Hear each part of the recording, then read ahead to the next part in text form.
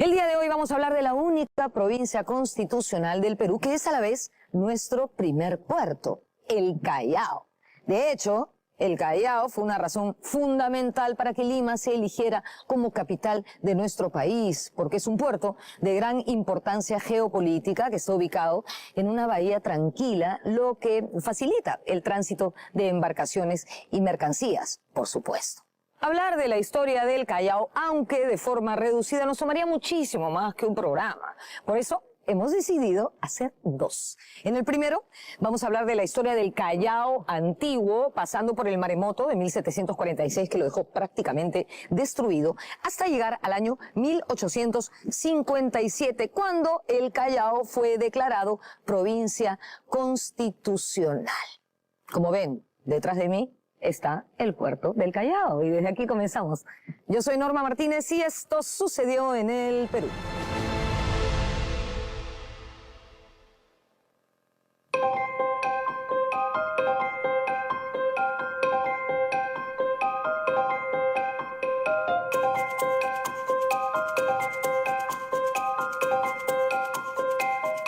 La historia del Callao es milenaria. Por eso hasta ahora podemos encontrar huellas del pasado remoto del Perú en este lugar.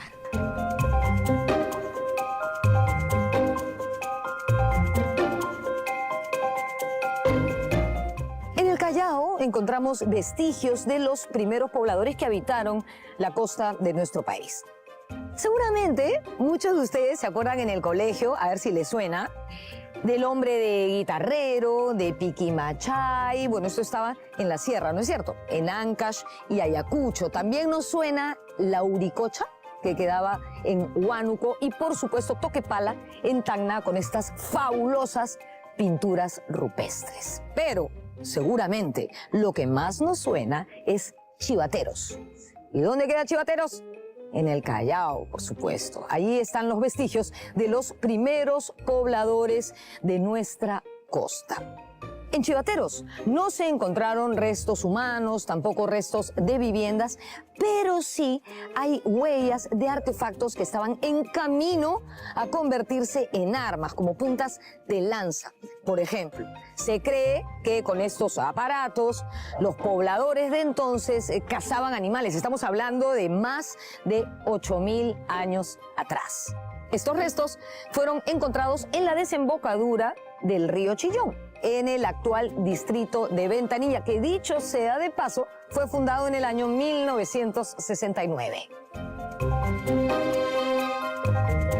Los vestigios más antiguos reportados son los que encontró Edward Lanning, ¿no?, en el Cerro Chivateros, ¿no? Él encontró una serie de canteras, ¿no? Él pensó inicialmente que eran artefactos, ¿no? Pero investigaciones posteriores demuestran de que lo que él en verdad encontró fueron los restos de tallas, ¿no? Restos de tallas para hacer puntas pedunculadas. No hay entierros, no hay restos de comida, no hay casas, no hay aldeas, ¿no? Pero sí encontramos las canteras.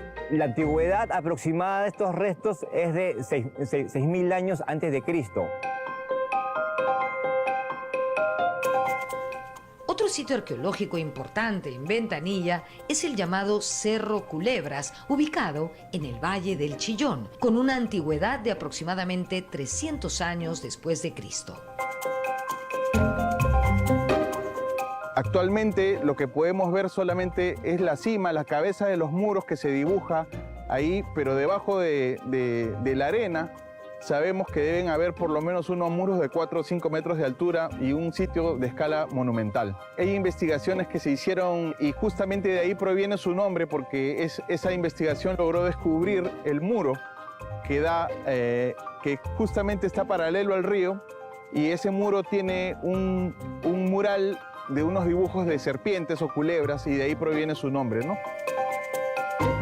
Lo más conocido y llamativo, digamos, es el friso excavado por el doctor Luis Stumer en el año 52.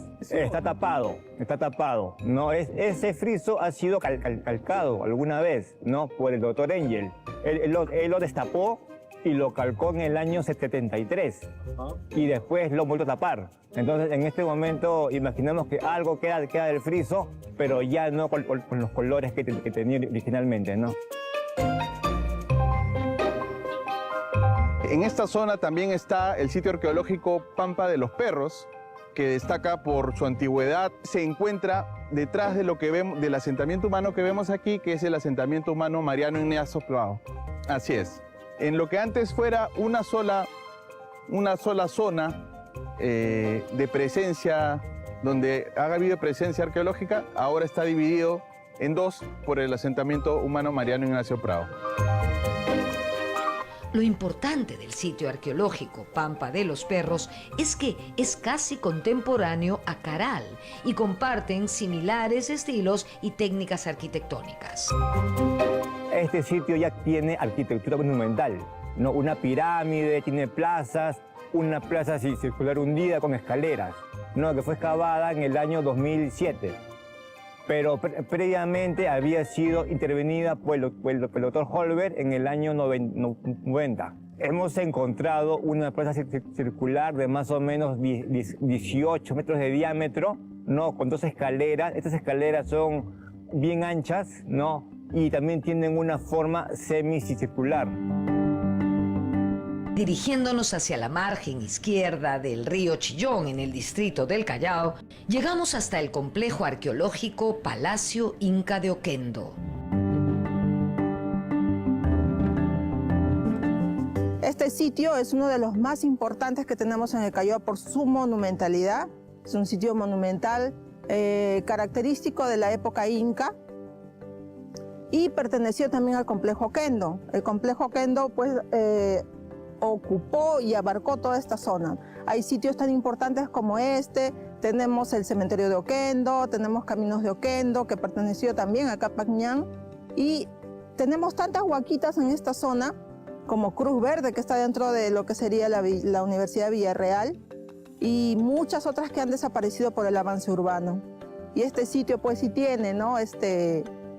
Tiene muros característicos de la época inca, tiene hornacinas, también tiene este tipo de construcción en tipo trapezoidal, y si nosotros podemos verlo desde arriba, también vamos a ver la forma de la planta, que es en forma de trapecio.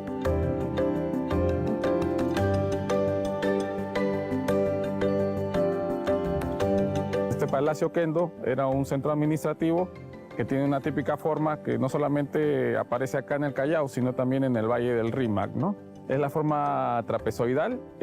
Había pirámides con rampa, pero acá en Callao no tenemos eso bien definido, pero tenemos acá lo que es Oquendo y Cerro Respiro, que son configuraciones ortogonales con plazas, donde probablemente la población había confluido para hacer pago de tributos, rituales, y se presume que son las residencias de los curacas de la zona. Acá en Oquendo hay por lo menos actualmente 3 huacas como sitios arqueológicos que están unidos por un camino amurallado, ¿no? Que se presume que es epimural en algunos sectores y que comunicaría la parte de la costa, porque cruza por la Gambeta, y también al cementerio, y que presuntamente estaría yendo hasta el norte, hasta probablemente Márquez, uniendo a los sitios como Cerro Respiro, ¿no? Que es también un tambo inca.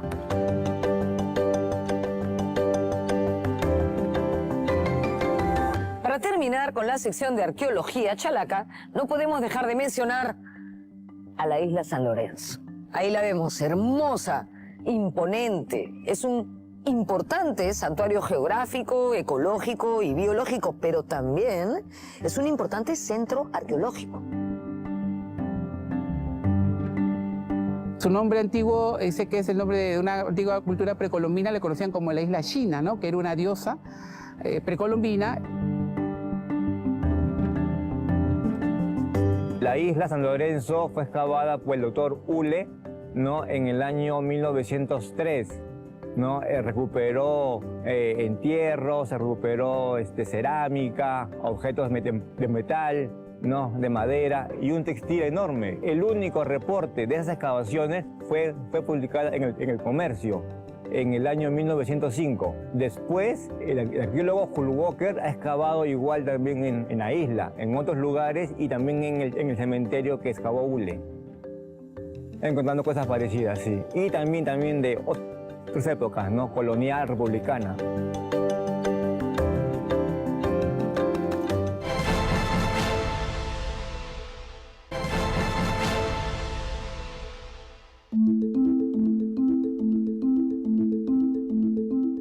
Lima se fundó el 18 de enero de 1535. Para el Callao no existe una fecha identificable de fundación española, pero una de las razones principales, si no la más importante, que tuvo Francisco Pizarro para elegir Lima como la capital, fue que tenía al Callao muy cerca. Un puerto ideal para una gran ciudad. El Callao nació como un componente esencial de la capital y su historia es indesligable de Lima. No por gusto, el cronista español Bernabé Cobo lo llamó el puerto de Lima. Los que vinieron a revisar esta comarca para ver dónde se establecía la capital, porque Jauja ya no funcionaba y tenían miedo de un levantamiento indígena ahí y quedar atrapados, se vienen a Lima a buscar un sitio. Y el sitio más apropiado no está ligado solamente con un buen valle, que el Valle del Rímac lo es. Un buen valle con mucha agua, con mucha luz, estaban en verano además. Pero sobre todo se necesitaba de un buen puerto. ¿Y qué cosa significa un buen puerto en el siglo XVI? Es un espacio, una rada capaz en el sentido de amplia, profunda suficientemente cerca de la orilla y además con muy buen viento, y el Callao lo tiene. El Callao tiene un viento excepcional. Muy pocas bahías en el mundo tienen el mismo viento para entrar a la bahía que para salir de la bahía. Y esto está ligado a las islas que tenemos atrás y al montón que llamamos el Morro Solar.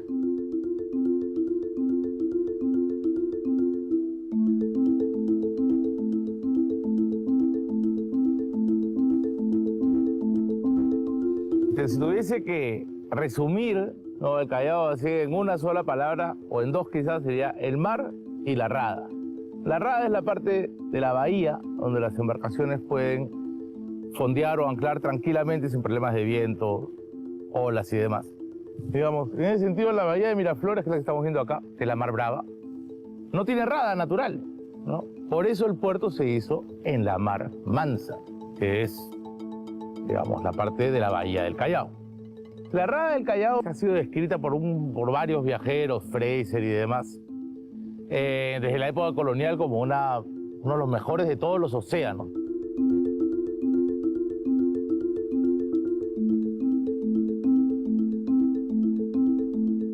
Queda claro entonces que una de las razones fundamentales para fundar Lima como capital fue el puerto del Callao. ¿Por qué? Porque es una bahía increíble. De hecho, y no porque yo sea limeña, yo creo que es la bahía más bonita de la costa peruana. ¿Por qué es tan bonita? Porque es una bahía tranquila. ¿Y eso a qué se debe? Justamente a la isla San Lorenzo, que funciona como muro de contención de vientos y tempestades. Todo eso hace que la bahía del Callao sea una rada. ¿Qué cosa es una rada? Una bahía angosta que tiene una sola entrada y donde se puede fondear una flota. Fondear una flota quiere decir estacionarla.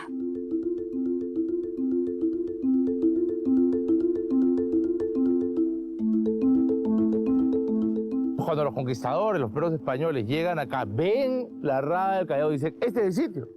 Acá tenemos que quedarnos. La isla San Lorenzo es la que le da esas características, la que protege justamente del viento. Cuando naveguen, cuando pasen la isla San Lorenzo van a notar que la textura del mar cambia, se vuelve ya más grueso. Ya pasando San Lorenzo ya entras a alta mar. Si no fuera por San Lorenzo, el alta mar estaría más acá, las corrientes nos llegarían más directamente, el viento entraría, no habría puerto. ¿no? Digamos, sería más parecido a Miraflores.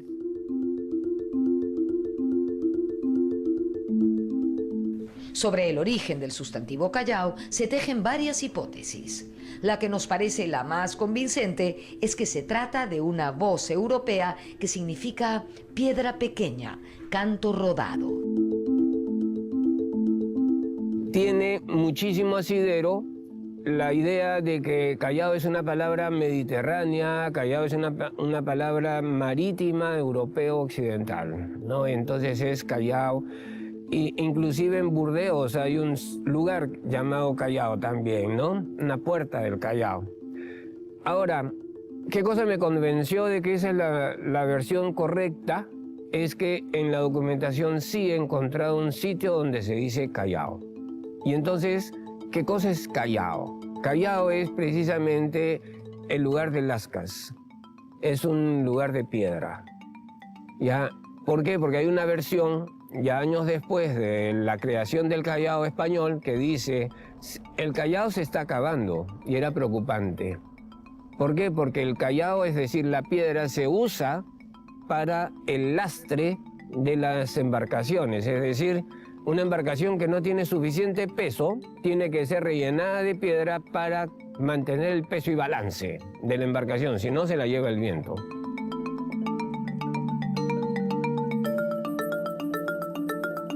El Callao es una de las pocas playas en el mundo donde tú vas a encontrar piedras pequeñas, piedras redondas, que se le conoce como Zahorra en España, en Portugal, y de ahí nace. Cuando los españoles llegan acá al Perú, les llama la atención las playas, porque encuentran pequeñas playas en la orilla, que ellos lo conocen como Calao, que es una palabra portuguesa. Entonces, de ahí creo yo que nace el origen de la palabra Callao, que ya con el tiempo va cambiando hacia Callao, que es estas piedras pequeñas que las encuentras en la parte canaria de España, ¿no? Del mismo modo, existen controversias sobre el gentilicio chalaco. Se argumenta que significa pescador, además habitante de la chala, de la costa o chala, chalaco. En la costa, la chala, pero sobre todo es pensar que el chalaco es el pescador de la costa. Y ahí sí hay una coincidencia mayor. Y la verificación de esto está también en que a los del Callao no los llaman de otra manera que chalacos. Y esa palabra no es europea, no es marítima, no es nada, sino es simplemente de aquí. Significa pescador. La primera edificación española en el Callao fue la reconstrucción de un tambo incaico como almacén de mercaderías. La realizó el español Diego de Ruiz. En torno a ese almacén se estableció una población. Casi 20 años después, se nombró al primer alcalde del Callao virreinal, don Francisco López, a quien se le denominó alcalde de la mar. Cualquier pueblo, villa o ciudad que se cree dentro de una ciudad como Lima, tenía que pertenecerle desde el punto de vista jurídico a la ciudad. Y la ciudad de Lima ejerce esta potestad nombrando un alcalde de la mar, ¿ya? Pero inmediatamente el virrey nombra otro alcalde de la mar. ¿Por qué? Porque el Callao, valgan verdades, es un puesto que ya para ese momento era estratégico en lo económico, todavía no lo va a ser estratégico en lo militar, pero en estas están entre el cabildo y el gobierno virreinal, entre quien nombra, digamos, al gobernador de El Callao.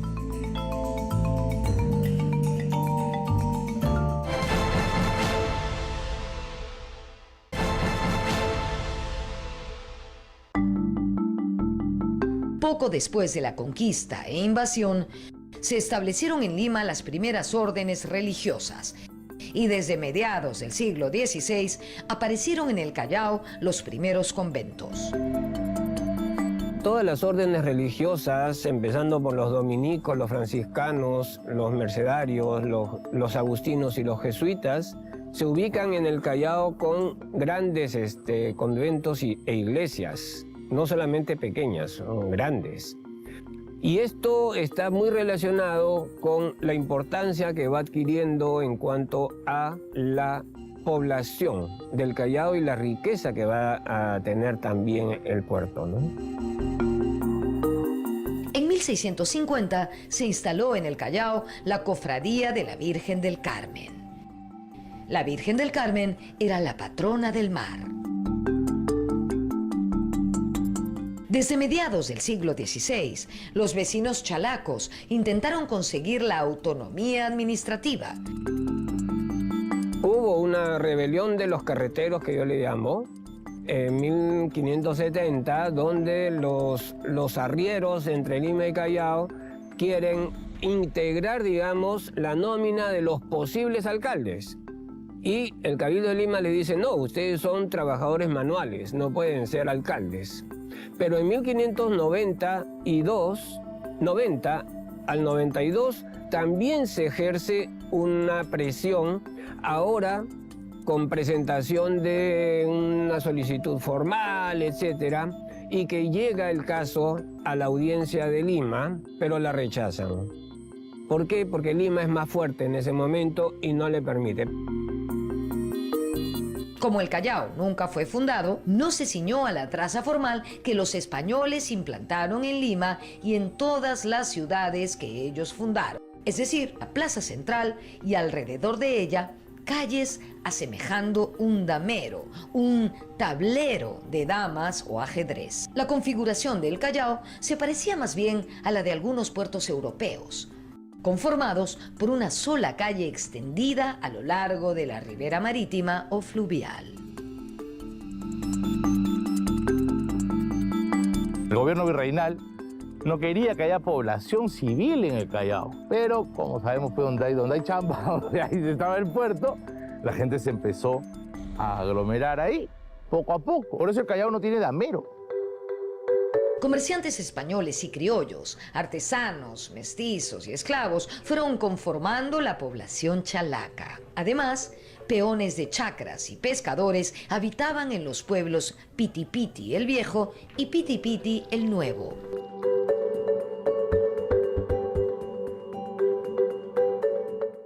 En 1580, el virrey Francisco de Toledo nombró alcalde mayor de la Mar a Francisco de Montalva. Y en 1582 se creó el cargo de General del Callao, que asumió Pedro Arana. Para entonces, el Callao era el puerto de enlace con los otros puertos de la costa del Pacífico, y su importancia creció enormemente debido al monopolio comercial de España con sus dominios de América. Por ello, desde mediados del siglo XVI, el puerto fue acechado por buques de guerra enviados por enemigos de España.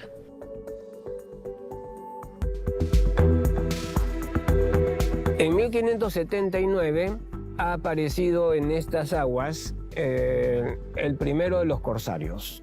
Francis Drake llega y sorprende a todo el mundo, porque todo el Perú vivía tranquilo, Lima vivía tranquila, porque para llegar hasta aquí había que pasar el estrecho de Magallanes, y eso era casi imposible de pasarlo a la primera.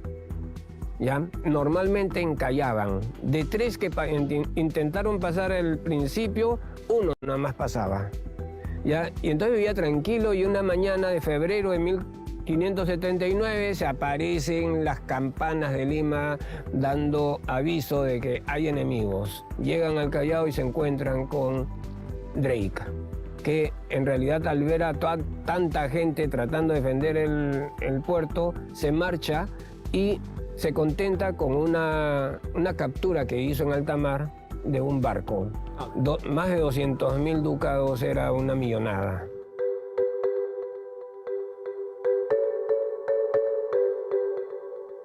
En 1624 ocurrió un asedio tremendo al Callao, que podría ser una gran película. De hecho, ¿cómo fue? 11 buques de la Armada holandesa llegaron hasta nuestras costas, al mando del almirante francés Jacques Clerc l'Hermite, el ermitaño. Ese era su apodo. Bueno, empezaron a sembrar el pánico, creó una psicosis colectiva en toda la ciudad, luego de capturar 3 barcos mercantes. El virrey de ese momento, Marqués de Guadalcázar, realizó mejoras en la artillería del puerto y también dispuso un nutrido ejército para repeler los ataques de los invasores. Finalmente, estos se quedaron un tiempo en la isla San Lorenzo y terminaron partiendo. Cuando estos se fueron, se realizó una expedición a la isla para ver qué habían dejado los intrusos y, ¡oh sorpresa!, se encontraron con los cuerpos de 60 hombres, incluido el de Hermit. Todos seguramente habían muerto de disentería o escorbuto. También quizás de sed, porque cavaron pozos para encontrar agua, pero solamente hallaron agua salobre, agua salada.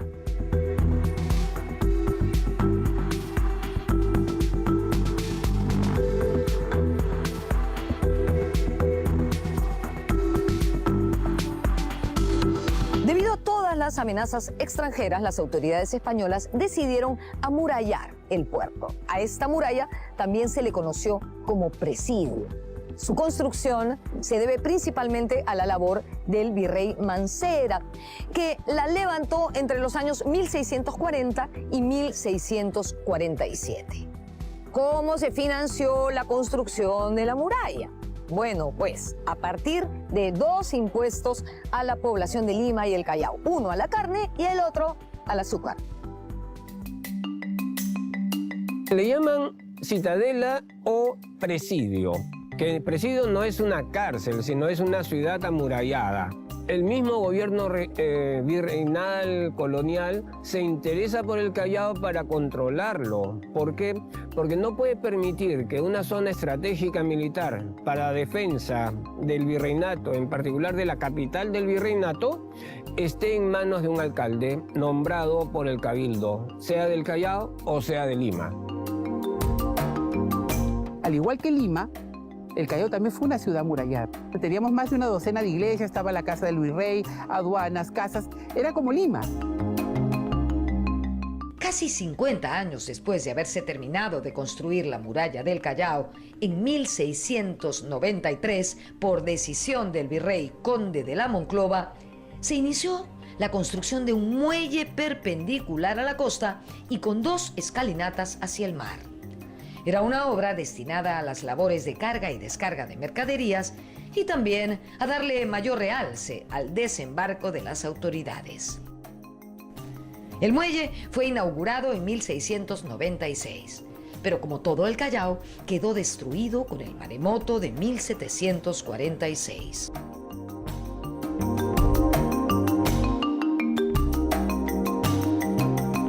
Es importante también situar dónde estuvo el antiguo Callao que desapareció con el gran tsunami del año 46, ¿no? En realidad se encuentra alrededor de un gran colegio que está a las puertas de Chucuito. Ese fue el núcleo central del Callao que desapareció. El 28 de octubre de 1746, aproximadamente a las 10:30 de la noche, Lima, la ciudad de los reyes, fue azotada por un tremendo terremoto de entre 8 y 8,6 grados en la escala de Richter. Evidentemente esto afectó a la ciudad de una manera terrible, ¿no?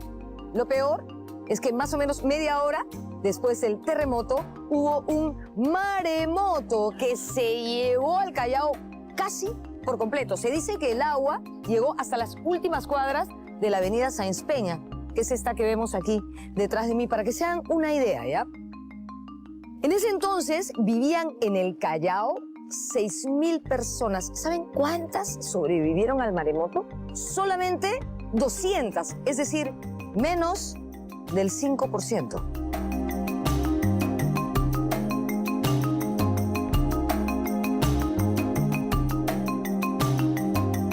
Tuvo 3 terremotos grandes y maremotos sucesivos, ¿no? 1586, donde el conde del Villar, el virrey de ese momento, estaba en el Callao y narra luego lo que le pasó, ¿no?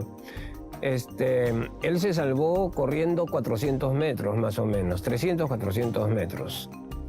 En el otro, Otro inmenso fue en 1687, pero el de mayor estrago es el conocido, ¿no? El 28 de octubre de 1746. Todo queda en ruinas, todo, absolutamente.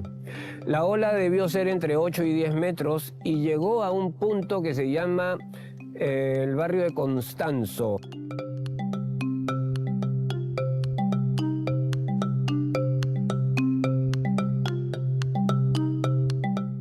El gran reconstructor de la ciudad y el puerto fue el virrey José Antonio Manso de Velasco, que debido a ello se ganó el apelativo de Conde de Superunda.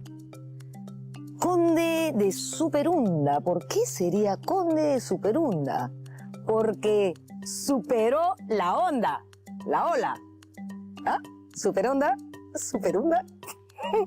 Bueno, él también construyó la fortaleza del Real Felipe, que bautizó de esa manera en honor al rey Felipe V de España. Para esta construcción, evidentemente, se convocó a los mejores ingenieros que estaban cerca del virreinato, ¿no? Yo imagino, pues, que una suerte de licitación que ganó el cosmógrafo francés Louis Baudin. El Real Felipe se terminó de construir en el año 1774, cuando gobernaba el virrey Manuel Amat y Junyent.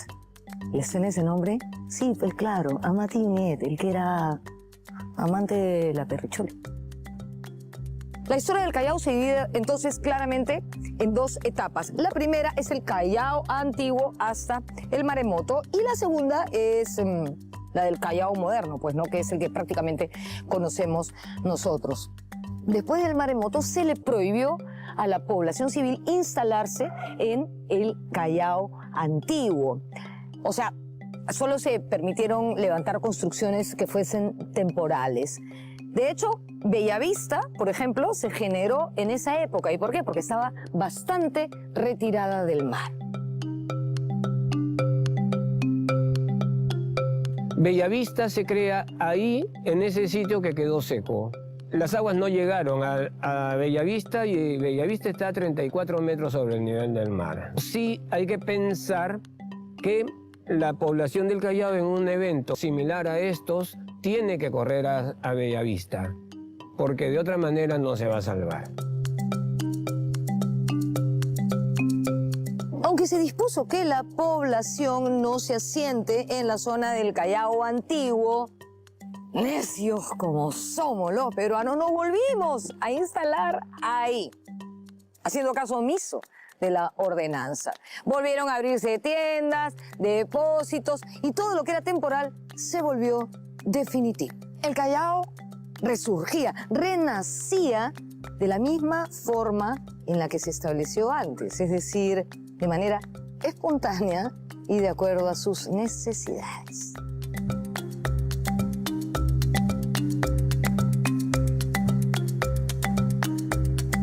Callao se refunda, ¿no? Después del maremoto de 1746. Se construye el Real Felipe y el Real Felipe vino con Bellavista, porque decían, no, la población civil para Bellavista. Pero el Callao empezó a crecer. Paralelamente, no tiene dameros, son calles que empiezan a crecer frente al puerto, ¿no? Y ahí está Manco Cápac, Constitución, que eran llamadas las calles del peligro, del comercio. El peligro, que lo que es Castilla. Constitución era del comercio.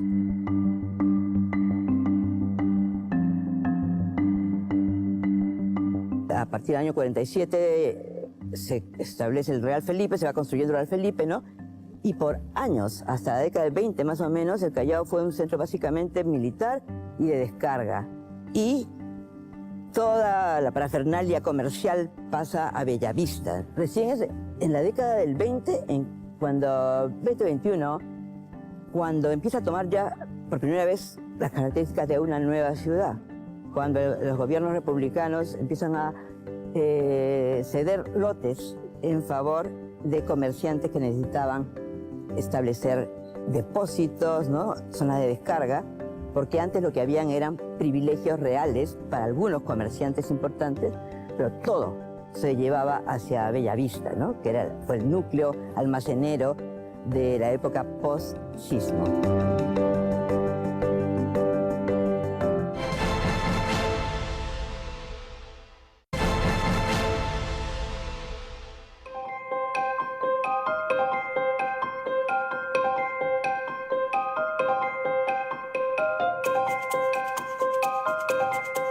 Durante el siglo XVIII, España estableció el libre comercio y la navegación por el Cabo de Hornos, lo que significó un duro golpe para los comerciantes de Lima y el Callao, porque perdieron sus privilegios. Sus privilegios eran que básicamente se trataba de un monopolio. En 1799 se construyó una carretera que unía Lima y el Callao, que vendría a ser como la primera fase de la avenida Óscar Benavides, pero nadie conoce esa avenida por ese nombre, sino que todo el mundo la conoce como Avenida Colonial. El asunto es que ahora no se las puedo mostrar porque prácticamente toda la Colonial está en obras.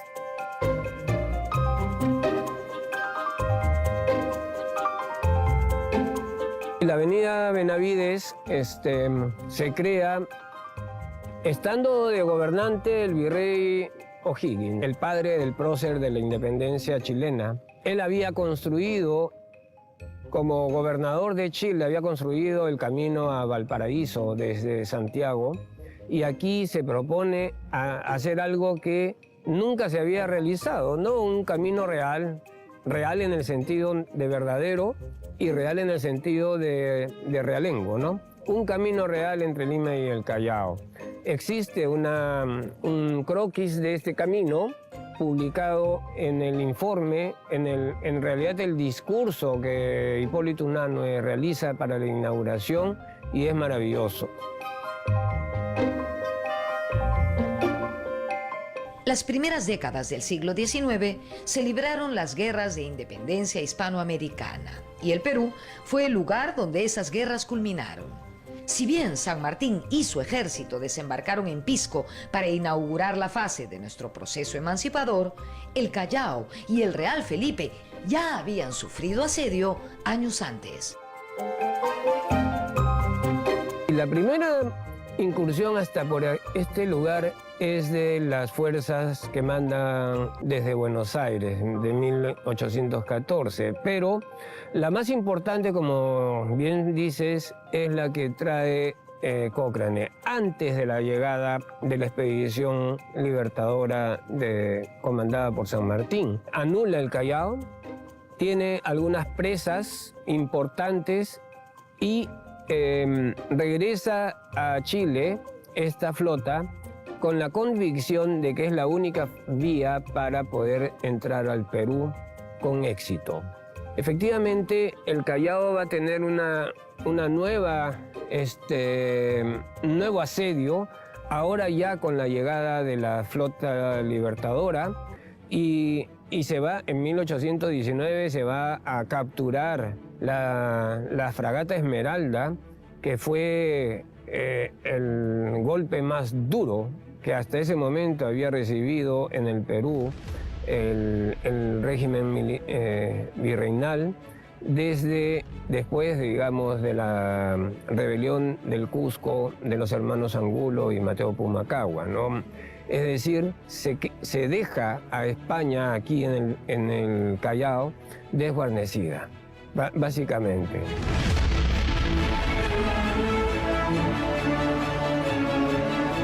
Luego de la proclamación de la independencia y de la partida de San Martín, entre 1822 y 1823, el Callao, y en especial la fortaleza del Real Felipe, fue sede del flamante gobierno republicano y escenario de las disputas entre nuestros primeros líderes nacionales, José de la Riva Agüero y el Marqués de Torre Tagle.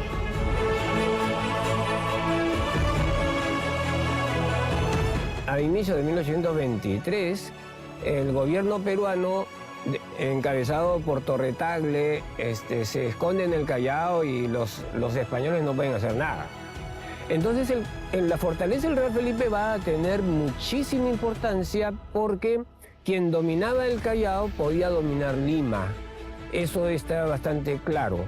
Pero sobre todo quien se atrinchera en el Callao no puede ser expulsado. Esa fortaleza es inexpugnable y lo demostró muchas veces.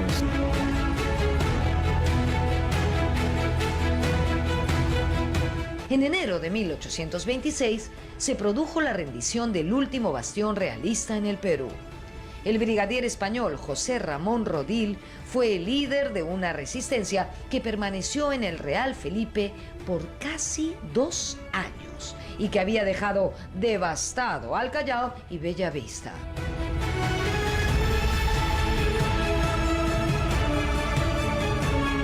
Pero siempre no han contado, siempre hemos estudiado en las escuelas de que la independencia se sella con la capitulación de Ayacucho en el 24, y eso es totalmente falso porque existe una segunda capitulación que es en el Real Felipe 1 año y 3 meses después, que es la de Rodil. Cuando revisas también cuando se acaba esta lucha por la independencia en Latinoamérica, termina justo en el año de la capitulación de Rodil, ¿no?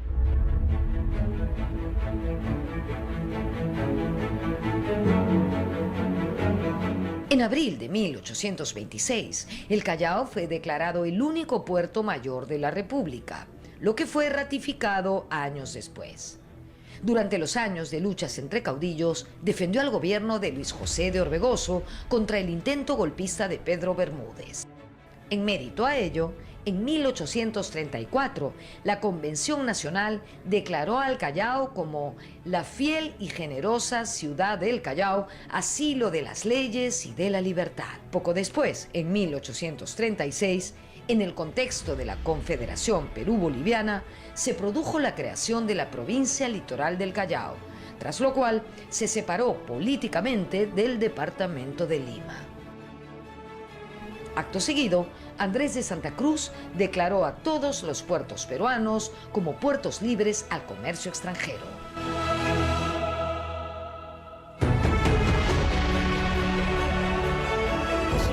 En 1836, el 20 de agosto, se va a dar ese decreto del protector del Perú, que va a ser Santa Cruz.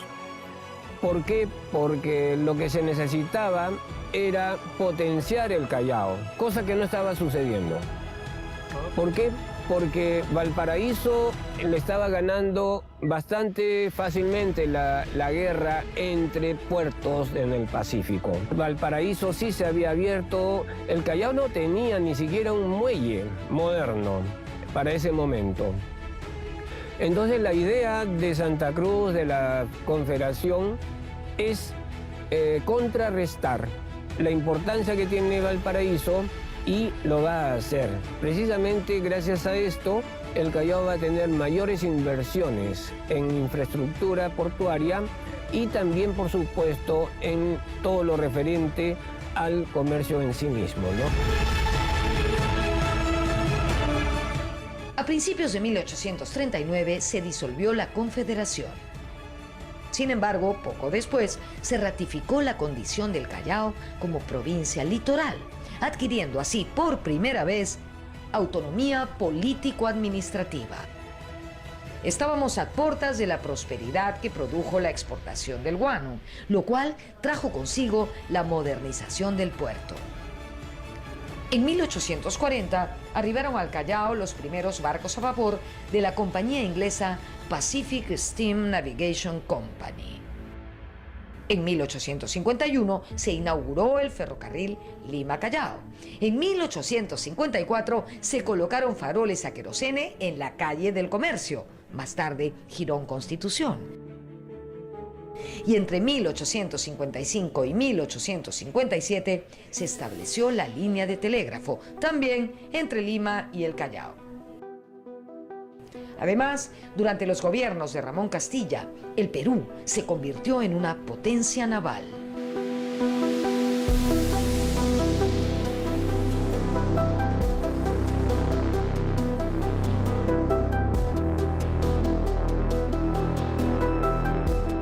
En 1856, en Arequipa, se inició la revolución del general Manuel Ignacio de Vivanco contra el gobierno de Ramón Castilla. Vivanco fue apoyado por la Marina y en enero del año siguiente, o sea de 1857, consiguieron bloquear el Callao y bombardearon el puerto. El 22 de abril de ese mismo año, volvieron al ataque y desembarcaron en el Callao con la intención de apoderarse del Real Felipe. Sin embargo, los rebeldes fueron repelidos no solamente por los chalacos, sino también por las tropas del gobierno. Se produjeron encuentros armados en las calles Comercio, Misión y Vivero, actuales calles Constitución, Gálvez y Libertad, respectivamente, y también en la Plaza Grau, que está aquí detrás de mí. Los chalacos se defendieron con todo, desde techos, ventanas, y finalmente consiguieron que las fuerzas vivanquistas se rindiesen y abandonasen el puerto. Ese mismo día, el 22 de abril de 1857, la Convención Nacional le otorgó el título de provincia constitucional al Callao.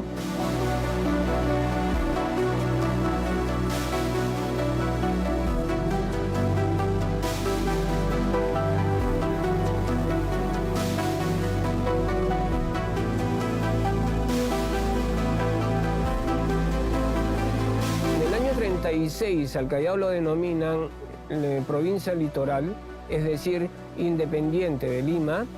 En el año 57 esto se ratifica, pero además el Callao, la provincia, es considerada como provincia constitucional. ¿Qué significa esto? Significa que la autonomía político-administrativa del Callao está siendo consolidada. Y además su condición de que no pertenece ni a Lima ni al departamento de Lima, que eso es lo interesante. ¿Por qué? Porque pudo haberse conformado una provincia igual que otras que en ese momento pertenecían a Lima, ¿no? Como Cañete o Chancay.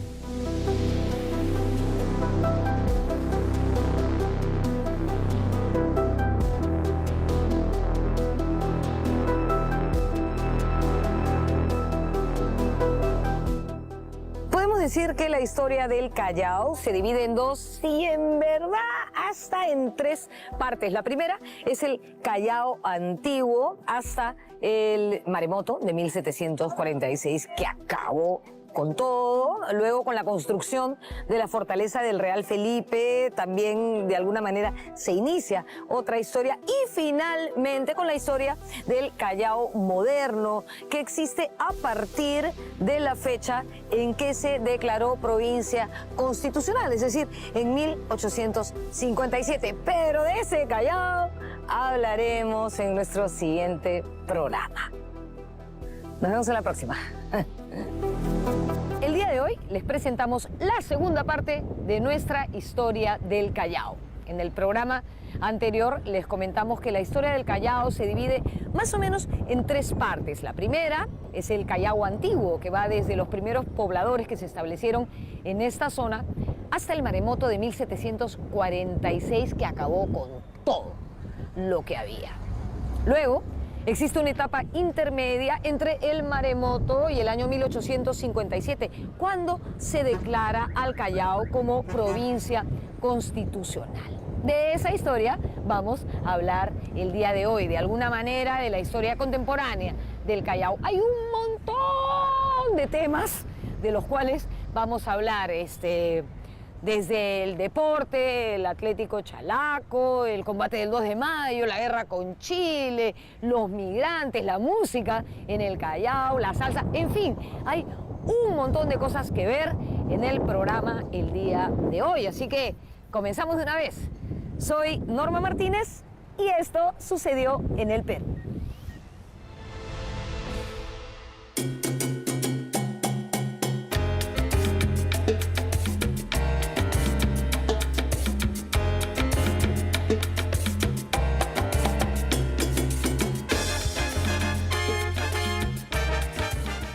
La provincia constitucional del Callao tiene aproximadamente 1.200.000 habitantes. El inicio de su despegue poblacional podríamos identificarlo en la segunda mitad del siglo XIX. De 10.000 chalacos que eran en 1860, pasaron a ser 35.000 en solo 16 años. Entre ellos ya existía una considerable porción de extranjeros.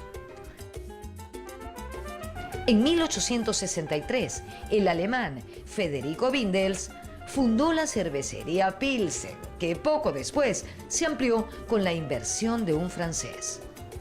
Ese mismo año se inició la construcción de la Plaza Independencia, que se ubica frente a la puerta de ingreso de la fortaleza del Real Felipe.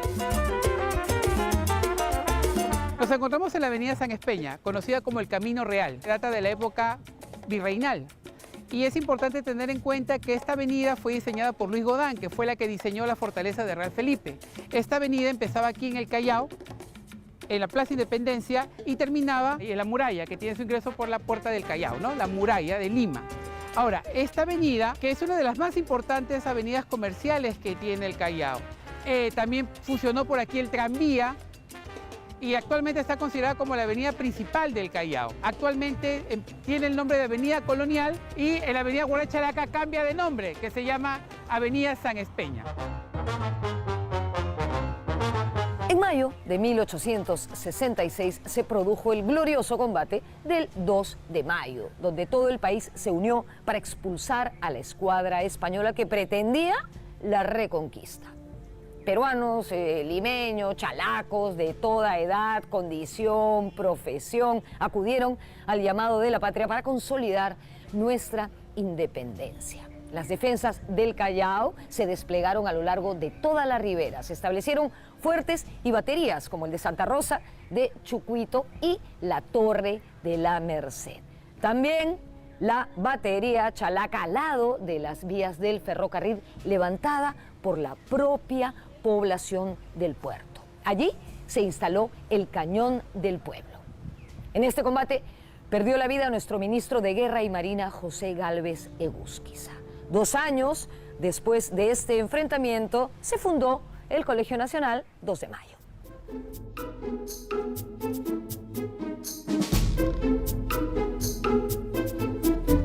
El Colegio 2 de Mayo se inaugura el 2 de mayo de 1868, y no en este local, sino en el local que está junto al pasaje Ronald, ya que en ese transcurso de años el Consejo Provincial de Callao le construye un local al Colegio de Mayo adosado al Real Felipe. Allí se muda en el año 1875 hasta el año 1881, enero, en que los chilenos invaden Lima y Callao, de tal manera de que 2 batallones del ejército chileno ocupan el Colegio de Mayo como su cuartel general, ¿no? Y permanecen en ese colegio hasta octubre del 83. Pero en la defensa, digamos, del local, los alumnos del Colegio de Mayo, junto con los bomberos, se enfrentan a los chilenos, al ejército chileno, donde mueren muchos de ellos, ¿no? De tal modo de que el Colegio de Mayo se queda sin alumnado.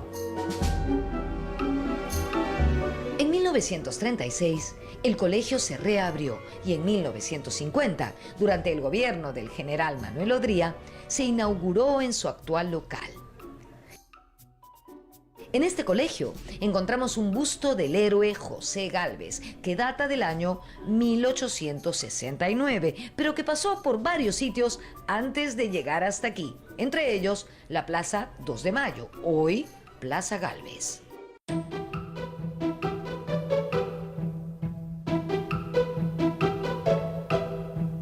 Nos encontramos en la Plaza Gálvez. Aquí funcionó la Plaza del Mercado. El primer mercado del Callao funcionó en esta plaza a mediados del siglo XIX. ¿Pero qué sucedió? Sucedió que vino la peste bubónica al Callao. Entró la peste bubónica por el puerto y el mercado que funcionaba acá fue trasladado a lo que actualmente es el Mercado Central del Callao, que lo encontramos en la avenida San Espeña. Bueno, resulta que en 1866 fue el combate del 2 de mayo y en 1869 se propone que esta plaza sea en honor al combate del 2 de mayo. Y se coloca aquí el primer busto en honor a José Gálvez, héroe del combate. Es una de las plazas más bonitas que tenemos en el centro histórico del Callao y podemos ver alrededor una serie de edificaciones. Por ejemplo, pueden ver ustedes el Hotel Inglés. Su balconería es corrida, abierta y está hecho con la madera de los barcos. Atrás mío pueden ver la casa del primer alcalde del Callao, Manuel Cipriano Dulanto. Y aquí podemos ver otras edificaciones que se caracterizan por su tipo de balconería, como el edificio 1901, que tiene balcones metidos de pecho y antepecho. Y podemos ver diferentes tipos de balconería en esta plaza. Recientemente esta plaza ha sido remozada y puesta en valor.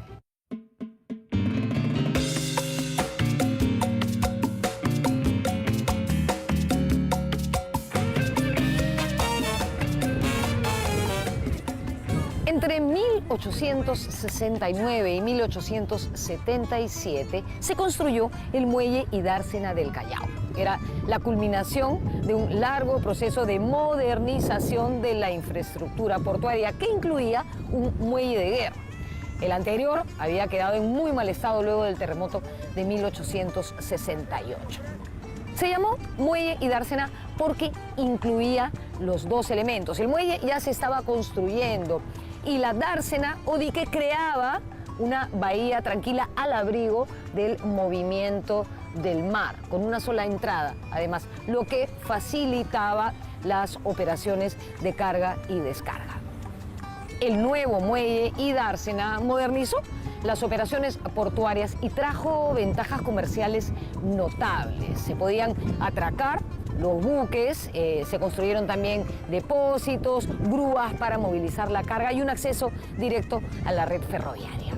En 1879 estalló la guerra con Chile y luego de la captura del Huáscar y el fin de la campaña naval, el Callao fue bloqueado. Durante este bloqueo, en julio de 1880, se produjo el hundimiento del transporte chileno Loa.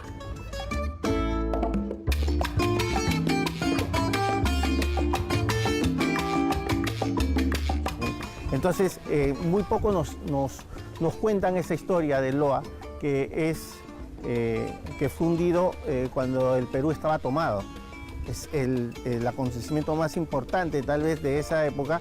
El Loa era un barco crucero, y cuando se hundió a través de unos rebeldes, soldados peruanos, entre ellos Manuel Cuadra y Carlos Boni Tellería,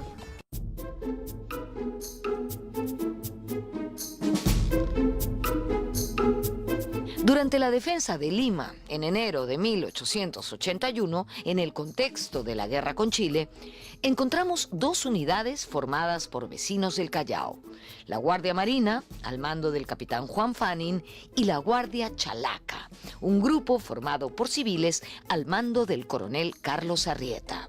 En el cementerio Baquíjano existe un obelisco que fue inaugurado en 1897 y que recuerda el heroísmo de los chalacos caídos en esa defensa.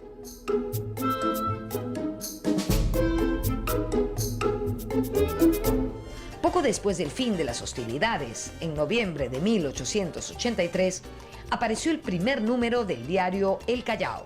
En las páginas de El Callao escribieron destacadas figuras como Ricardo Palma o Rafael Larco Herrera, entre otros. Nos encontramos en la calle Pedro Ruiz Gallo. Su nombre antiguo era la calle Teatro. Se lo conoce como el Boulevard de la Cultura, ahora se ha convertido en una calle peatonal. ¿Y por qué era calle Teatro? Porque aquí funcionó el primer teatro del Callao. Actualmente también funciona el Teatro Municipal del Callao, pero este teatro tiene el nombre de Alejandro Granda. Alejandro Granda fue el primer tenor del Perú, reconocido internacionalmente, y es chalaco. Pero aquí destaca mucho el tema de la arquitectura. Al fondo podemos ver la casa del Sindicato de Trabajadores Municipales del Callao, que es una casa que data de 1857. Pueden ver dos balcones cerrados con un portón en el centro. La arquitectura aquí es típica de Ciudad Puerto. Primer piso es para negocio, comercio, bodega, y segundo piso vivienda u oficina. Después podemos ver el diario El Callao, el subdecano de la prensa nacional. Es el segundo diario más antiguo del Perú, después del diario El Comercio. Este es un diario que aún se encuentra en funcionamiento.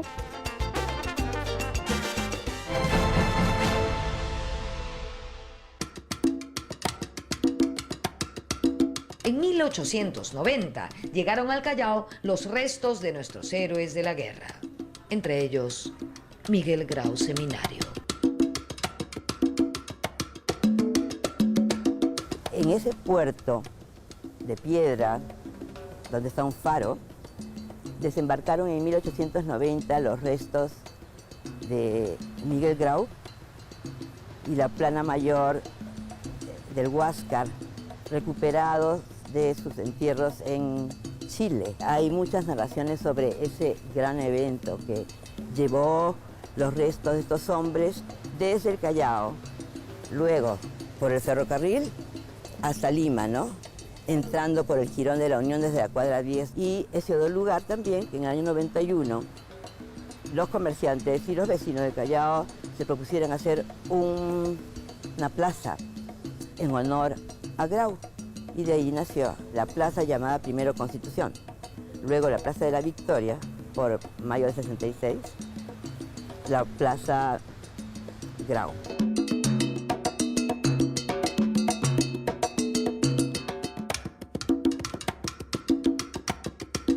Nos encontramos en la Plaza Miguel Grau, una de las plazas más importantes del centro histórico del Callao. Esta plaza fue inaugurada en 1897.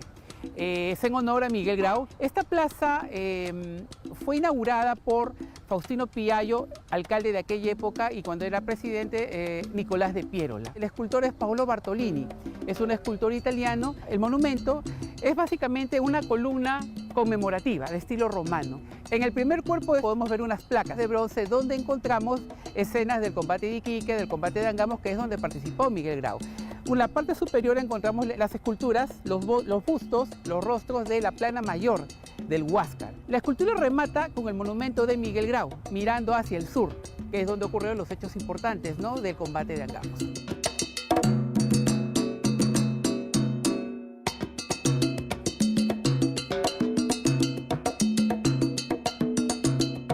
La ubicación de la Plaza Grau no es la que es actualmente. Su ubicación original es justo al frente, en la plaza que se conoce como Emilio San Martín. Su nombre antiguo era la Plaza de la Victoria o Plaza de la Constitución, porque bueno, también en algún momento los chalacos defendimos la Constitución. Posteriormente ya el monumento a Grau volvió al estado actual en el que se encuentra. Podemos ver el edificio conocido como la Casa Ronald, que corresponde a Guillermo Ronald. Y este edificio es interesante, ¿por qué? Porque en su momento fue considerado el primer rascacielos del Callao. Este es el edificio Ronald o la Casa Ronald, un monumento importantísimo que está ubicado en el corazón del centro histórico del Callao. Era propiedad del empresario inglés Guillermo Ronald, que empezó a construirlo a inicios del siglo XX, en 1900, para finalmente ser inaugurado en 1930. Como pueden ver, es una construcción fabulosa.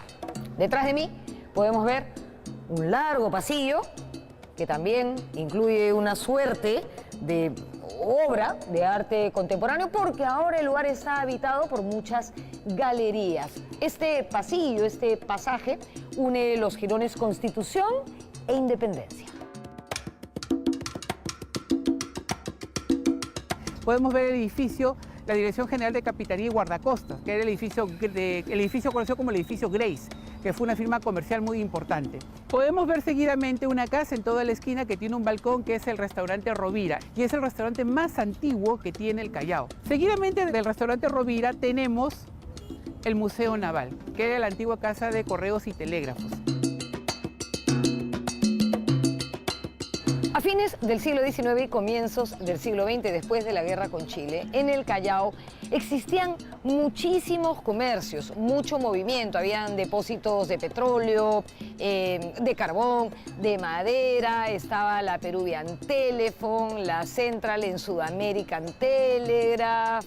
En fin, habían también comercios más pequeños, casas de cambio, prestamistas, farmacias, perfumerías. Además, a principios del siglo XX, en 1904, se creó el tranvía eléctrico que unía Lima y el Callao. Por cierto, importante decir en este momento también que, como cualquier puerto importante del mundo, por este lugar transitaban muchísimos extranjeros.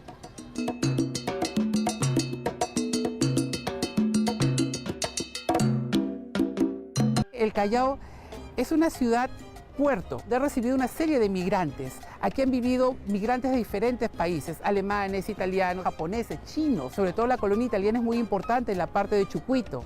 Antes de los italianos estaban los ingleses también. Y también acá tenemos mucha influencia japonesa y china, y lo podemos ver en los mercados, en las zonas comerciales del Callao Antiguo, el mercado central. Ahora, todo esto ha formado una identidad. Adicional a esta migración, también ha venido del interior del país, ¿no? Todo esto ha formado una identidad del chalaco actual. Y junto con los extranjeros que llegaban al Callao, llegaron los deportes. Los primeros que se practicaron en el Perú ocurrieron en el Callao.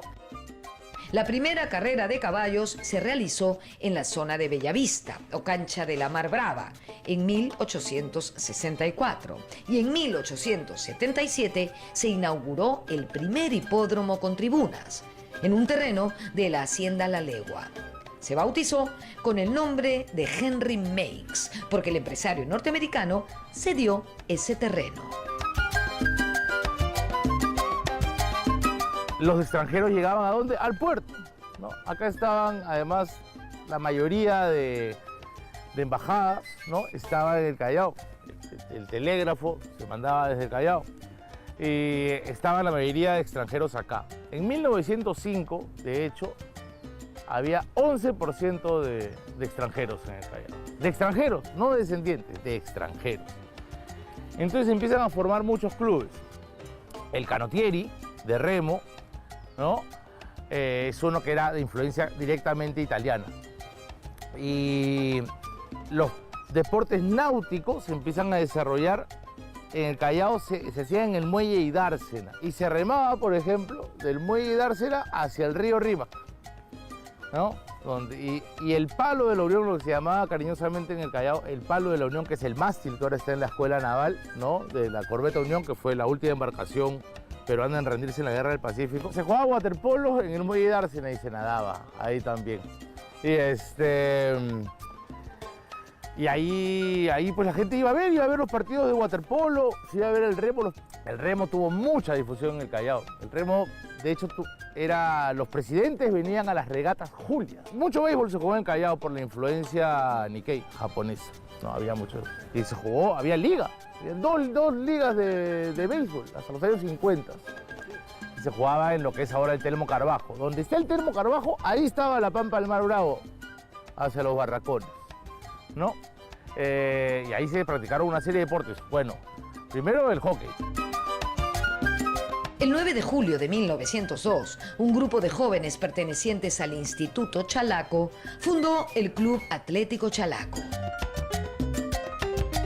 El Atlético Chalaco, de hecho, se funda como equipo de hockey y fútbol. ¿Y por qué el hockey y el fútbol? Por la influencia británica. El Atlético Chalaco jugaba de local en la Pampa del Mar Bravo, ¿no? Y los limeños no querían venir. Deben haber sido partidos bien bravos. No querían venir a jugar. El fútbol, a diferencia de lo que se cree, no siempre surge en zonas populares.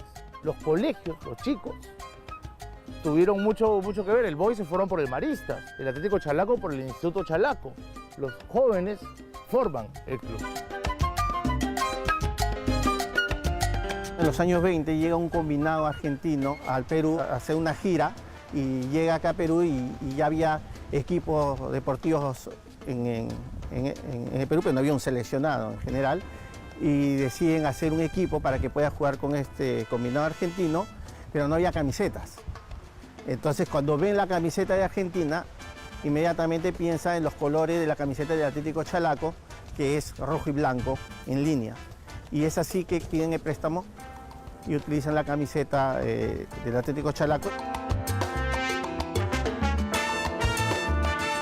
En 1924, un combinado de fútbol del Callao obtuvo un triunfo histórico cuando le ganó por 1-0 a la selección de Uruguay, que ese mismo año acababa de obtener la medalla de oro en las Olimpiadas de París. El equipo era casi de Chalaco. Ese que jugamos con el equipo del Callao es el que se gana. El gol lo mete de penal el Sereno Saldarriaga. Claro, jugaba de back, pero salía jugando, ¿no? Era una especie de precursor, digamos, del líbero, ¿no? El Sereno Saldarriaga. Jugador de... Él termina jugando en el Chalaco, ¿no? Pero sale de otro equipo. El máximo ídolo del Club Atlético Chalaco fue Telmo Carbajo, que no solo era jugador de fútbol, sino que también jugaba a básquetbol, cricket y béisbol. Telmo Carbajo, multideportista, que jugaba hockey, jugaba béisbol, jugaba arquero en fútbol, ¿no? En esa época, cuando se está formando el deporte, era común que los jugadores como que experimentaran en varios, ¿no? Sobre todo los que tenían más talento. Este es el Estadio Telmo Carbajo, que fue inaugurado en 1927. Hasta fines o casi fines del siglo XX, 1996, fue el único estadio de toda la provincia constitucional. Se inauguró llamándose Estadio Modelo, luego cambió varias veces de nombre, hasta que finalmente en 1949 se rebautizó como Telmo Carbajo en honor al ídolo del Atlético Chalaco, que había muerto un año antes, en 1948. Este estadio se levantó en la zona llamada Pampa de la Mar Brava, que era el lugar donde se hacían los deportes, sobre todo el fútbol. Y ya que estamos aquí, me parece que podría ser un buen momento para investigar el origen de la frase Chimpún Callao. Se dice que tiene que ver con los partidos del Atlético Chalaco o con la onomatopeya de cargar el cañón, chim, el estruendo al dispararlo, pum, y la respuesta de la gente, Callao. Chimpún Callao.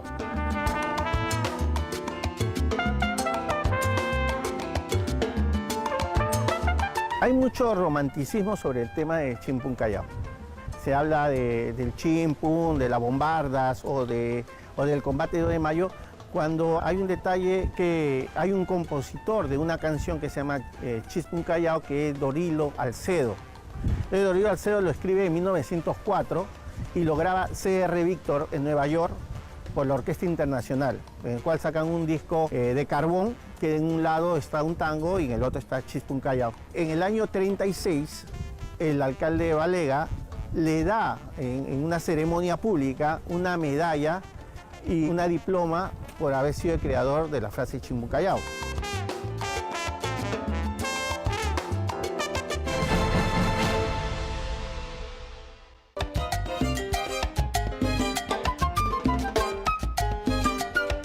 En 1915, La Punta y Bellavista se convirtieron en distritos.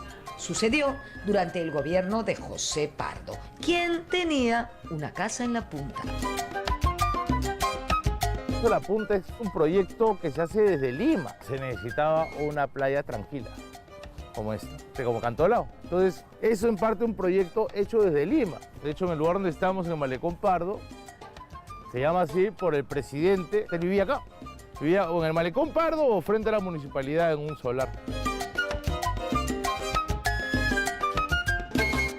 La Punta, cuando es creada como distrito, no tenía más de 5 cuadras de largo, y muy poca población, pero contaba con 3 grandes hoteles y, por supuesto, unos baños excepcionales, además de la Laguna de las Lisas, que era el lugar de recreo acuático, náutico más importante de ese momento.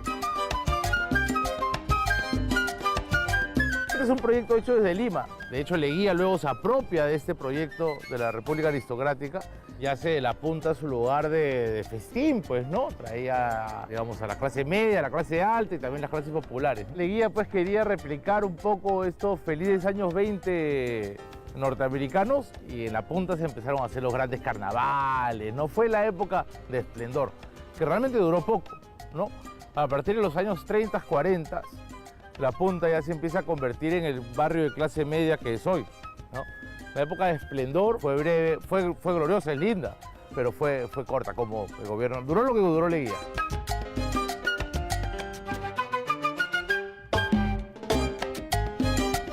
...25 años después de la fundación del Atlético Chalaco, en 1927, un grupo de alumnos del Colegio Maristas del Callao fundó el otro popular Club Chalaco, que actualmente tiene plena vigencia y es protagonista en nuestro campeonato profesional de fútbol, la Liga 1. Hablamos del Sport Boys del Callao. Aunque en el Sport Boys se practicaban la natación, el básquetbol y el atletismo, rápidamente el fútbol comenzó a destacar.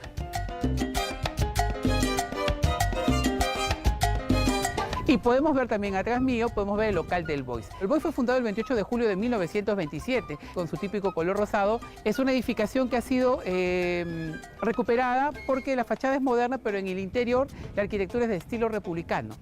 Y es un edificio bastante importante y que tiene que ver mucho con las tradiciones, con las estampas del Callao.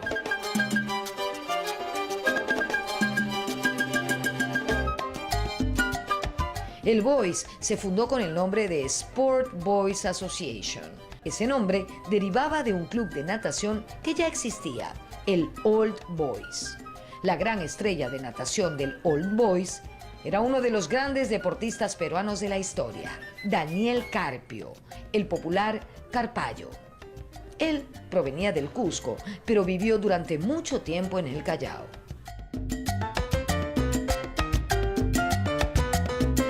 Carpallo, que fue el primer hombre en cruzar el Canal de la Mancha, ¿no? Es considerado entre los 50 grandes nadadores de aguas abiertas. Es un portento, ¿no? El tritón peruano, como se le llama. Carpallo se formó en el Old Boys del Callao. Tiene varios récords sudamericanos en pileta, pero su gran hazaña fueron las aguas abiertas, ¿no? Lamentablemente se tuvo que ir a Argentina para formarse. Y ahí se hizo famoso, ¿no? Fue campeón nacional de Argentina. Salía con muy poco dinero acá al Callao y ahí lo reciben en el club, casi que vivía en el Old Boys. Y como el Old Boys ya desapareció y ahora queda el Sport Boys, ¿no? Que es, digamos, el hermano menor, ¿no? Que se funda así, que tiene ese nombre por ese club.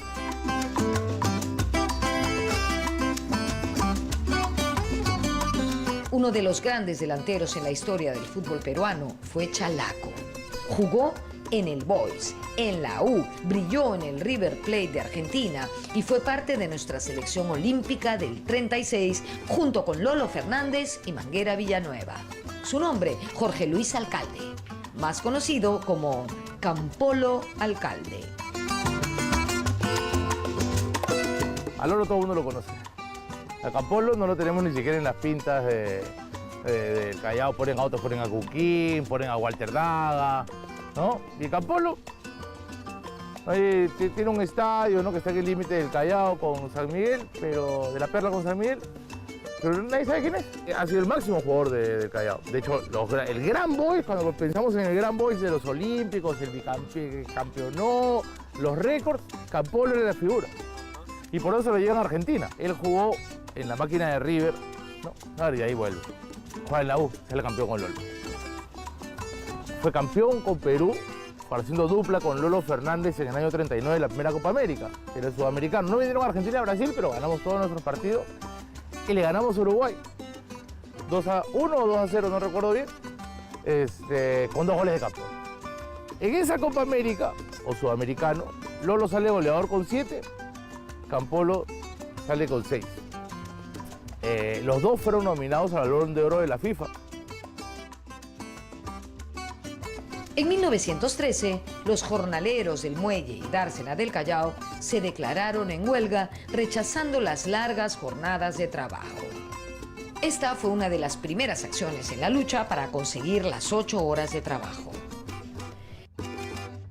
En la década de 1920, la compañía urbanizadora La Perla comenzó la venta de terrenos en la zona que en 1964 se convertiría en el distrito de La Perla. En 1920, sobre los terrenos de lo que fue el hipódromo de Bella Vista, se instaló el aeródromo y la Escuela de Aviación Civil. En 1927, el mecánico chalaco Enrique Tavernier Palacios se convirtió en el primer peruano en saltar con paracaídas sobre los campos del aeródromo de Bella Vista. Por esos años, dejó de funcionar una antigua plaza de toros en el Callao.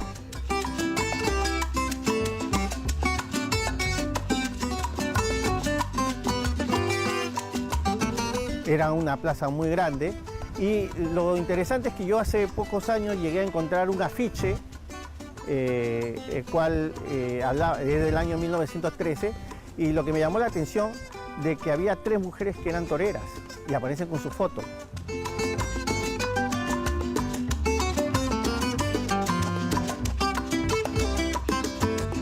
En 1931, el Callao tenía 70.141 habitantes. Más de la mitad eran chalacos, los demás peruanos de otras regiones, migrantes internos y más del 6% migrantes extranjeros. La mayoría japoneses, chinos y sobre todo italianos. Un próspero inmigrante italiano afincado en el Callao fue el industrial Faustino Piaggio. Él fue héroe de la guerra con Chile y alcalde del Callao. De hecho, el primer alcalde extranjero del Callao, en el año 1896.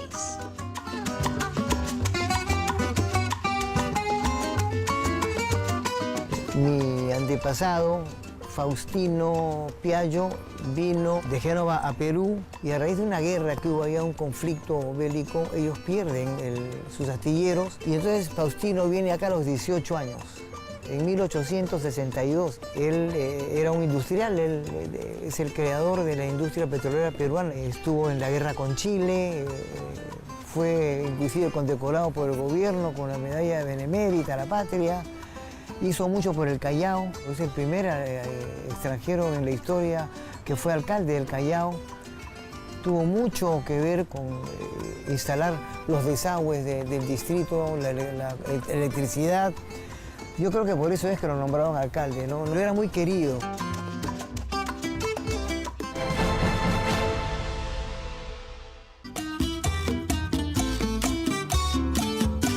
El siglo XX trajo el desarrollo del comercio internacional y la aparición de buques de mayor calado. Por ello, en 1934 entraron en funcionamiento los nuevos espigones que consolidaron la ampliación del puerto. El 24 de mayo de 1940, Lima y el Callao fueron asolados por uno de los más grandes terremotos de su historia, el mismo que destruyó gran parte de las viviendas chalacas. Meses después, el 20 de diciembre de ese año, murió en el hospital de Bellavista Sara Colonia Zambrano, Sarita Colonia. Su cuerpo fue enterrado en una fosa común en las inmediaciones del cementerio Baquijano. Y en 1994 se inauguró en el Callao el penal Sarita Colonia. En 1943, en plena avenida Costanera, frente al Mar Chalaco, se fundó el Colegio Militar Leoncio Prado. En 1956, al Callao le adjudicaron los terrenos de la hacienda de San Agustín y los fundos de Oquendo, Taboada y Márquez. Sobre parte de los terrenos de la hacienda San Agustín, se inauguró a finales del año 1960 el Aeropuerto Internacional Jorge Chávez. Ya para entonces se había iniciado un marcado proceso de urbanización. También por esos años, mediados del siglo XX, diversos géneros musicales ingresaban al puerto, entre ellos la salsa, que rápidamente se hizo parte de la identidad chalaca.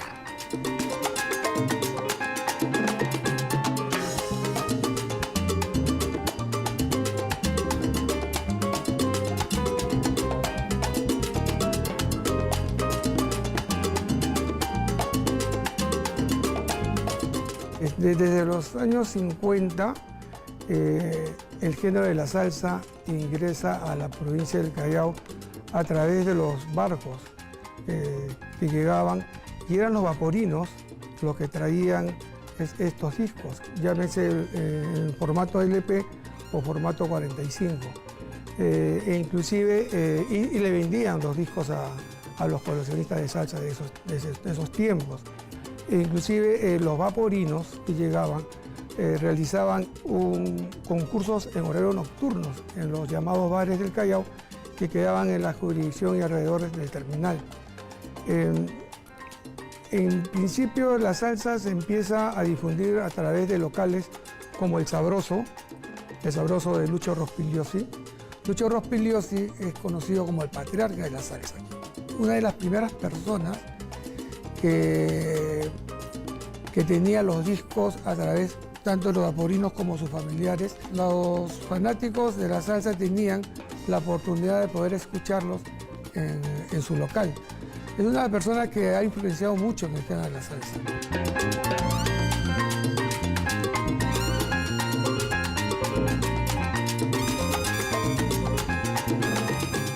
Así como Lucho Rospigliosi, hubo muchos difusores de la salsa en el Callao, y desde la década de 1950 surgieron gran cantidad de orquestas en el puerto.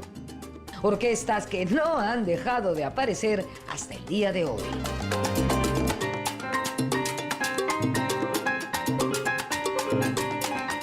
En el año 1962, Enrique Menéndez, mejor conocido como Papo,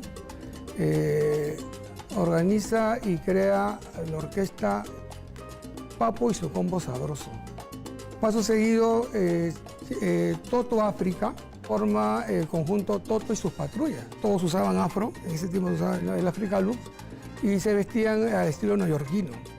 Entonces ellos participaban en todos los eventos del Callao. Después viene el conjunto Mita y su monte adentro, que lo creó Osvaldo Barreto.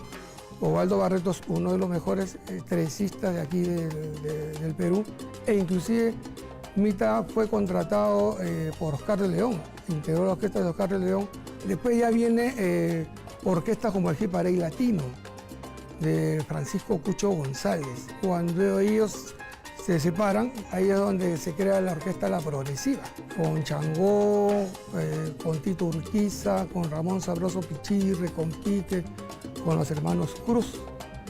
Después viene el Como Espectáculo Creación, de los hermanos Mendoza, ¿no? Dirigido por Oscar Queco Mendoza, Jorginho Mendoza y su hermano Adrián, que inclusive ellos graban un tema que se vuelve himno del Callao, que es Callao Puerto Querido.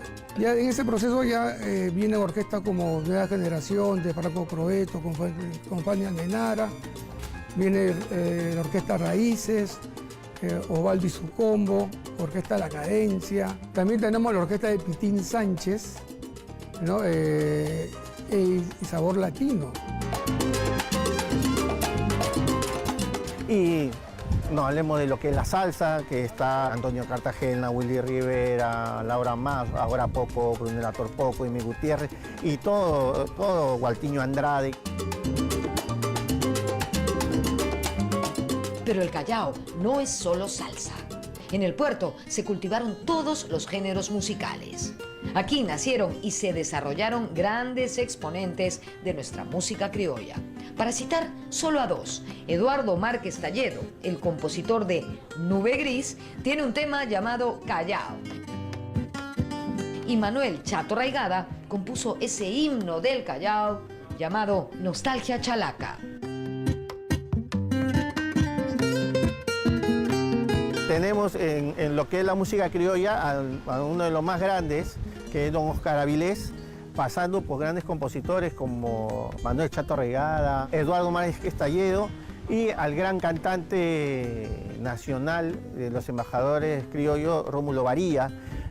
Si vamos para el lado del bolero, tenemos a la gran institución que es Lucho Barrios, a Iván Cruz, Gaby Ceballos, Ernesto Valverde, un cantante que está en toda la zona de provincia. En la balada tenemos al Mono Altamirano, en el rock tenemos, que han nacido en el Callao, Jero Suárez Vértiz, Salim Vera, tenemos a Mota de Amén, el grupo Amén, que son netamente chalacos. Otro gran homenaje musical al Callao es el que le ha hecho el gran cantautor natural de la Punta, José Chaqueta Piaggio. Con la rumba buena, oye, oye, qué lindo el sabor. Mi Callao como baila. Y en el Real Felipe voy cantando candelamente, pero mira corazón. Mi Callao como baila.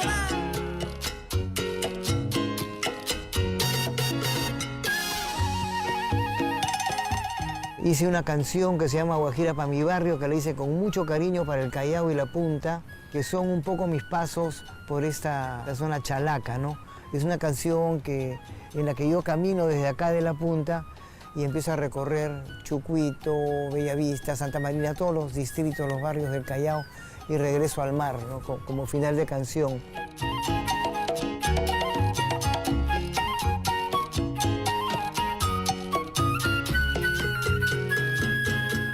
Yo nací aquí en La Punta, por acá. Aquí he corrido, he correteado, he tenido mis amigos, he empezado a cantar y a componer, en fin, el mar, el canto del agua, el malecón, La Punta. Yo recuerdo que me sentaba mucho acá en el malecón a ver el mar y a escucharlo y un poco como conversando con él y como que las olas me contestaban, era como una conversación que tenía yo con el mar y el idioma era el sonar de las olas. Y ahí me inspiraba y empezaba a hacer mis primeras canciones. Santa María, óyelo bien cómo va cantereando. Oye, pero mire el barrio La Florida, caballero.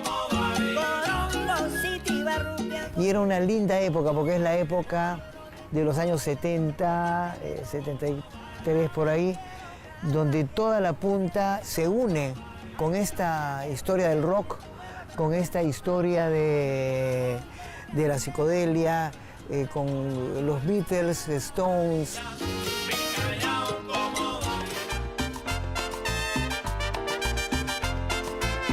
En 1964 se crearon los distritos de La Perla y Carmen de la Legua Reynoso, y en 1969 el distrito de Ventanilla. Poco después, en 1972, el Centro Histórico del Callao fue declarado Patrimonio Cultural de la Nación.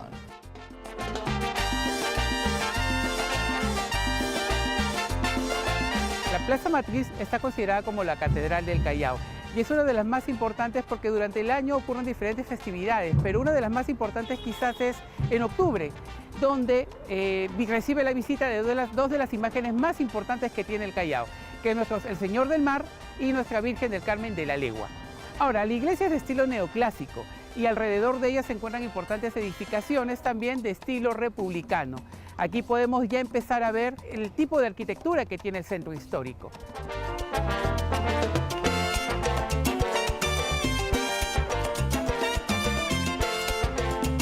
Nos encontramos en el pasaje Gálvez. Es importante mencionar este pasaje porque fue una de las calles más concurridas del Callao. Podríamos decir que fue considerada como el Jirón de la Unión, haciendo el paralelo con Lima. Aquí existieron bastantes negocios, donde la gente de aquella época venía acá a hacer sus compras, como se dice, a gironear. Ustedes pueden ver acá que las casas en el primer piso tienen portones anchos, portones amplios, que básicamente funcionaban como almacenes, como bodegas, como negocios. Y el segundo piso era utilizado como vivienda o como oficina.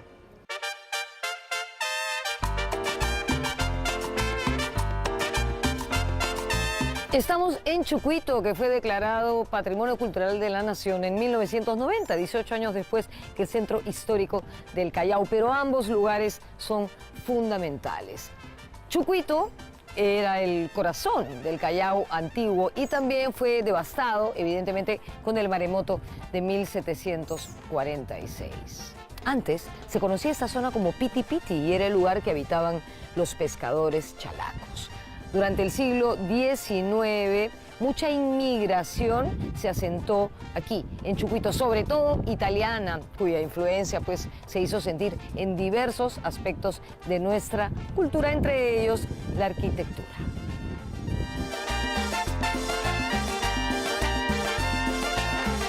En el siglo XXI se crearon los gobiernos regionales en el Perú y en el año 2003 entró en funcionamiento el Gobierno Regional del Callao.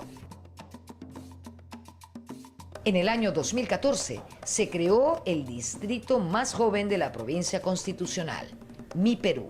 Y en el año 2011, antes de culminar su mandato, el gobierno del presidente Alan García otorgó a la empresa APM Terminals la concesión de la parte norte del puerto del Callao. Además, se concesionaron el Muelle Sur y el Terminal Norte Multipropósito a las empresas DP World y APM Terminals, respectivamente. El futuro del Callao como puerto en sí mismo y como provincia constitucional nos enfrenta a múltiples desafíos, tanto a los chalacos como a todos los peruanos.